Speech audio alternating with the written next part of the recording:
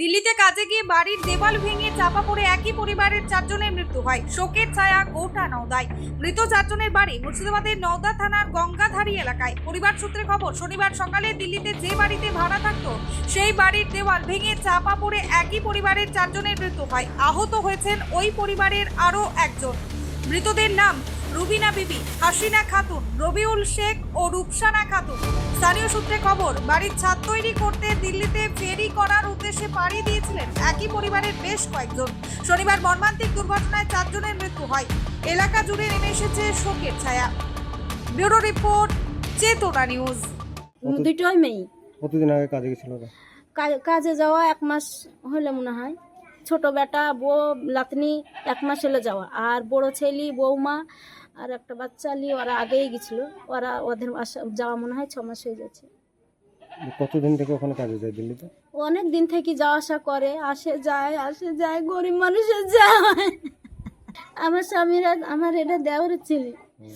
আমার স্বামী বাড়িতেই থাকে, চাষবাস করে। আমার স্বামীরা এটা দেওরের।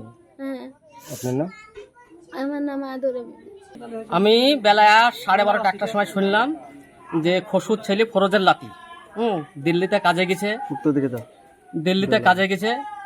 এদের দেখতেই পাচ্ছেন, এতে লিল্টন ঢালাই করে রাখা আছে। লিল্টন ঢালাই করে রাখা আছে। এরা বিদেশে কাজে গেছে, দুটো পয়সা কাজ করে এসে আমি ছাদটা ঢালব এই বলে বিদেশে কাজে গেছে। এবার ধরেন ওখানে তাম্বু গাড়ি থাকে, একটা পাশের একটা পলাথিন টাঙি ছিল। বৃষ্টির জন্যে দেওয়ালটা ওরা রাত শুয়েছিল, দেওয়ালটা চাপা পড়ে ওরা 4 জন মারা গেছে। ঘুমন্ত অবস্থায় ছিল না? ঘুমন্ত। তাহলে ঘটনাটা কখন হয়েছে? ঘটনাটা আমরা শুনলাম 8টা সাড়ে 8টার সময়। সকাল 8টা সাড়ে 8টার সময় ওরা শুয়েছিল।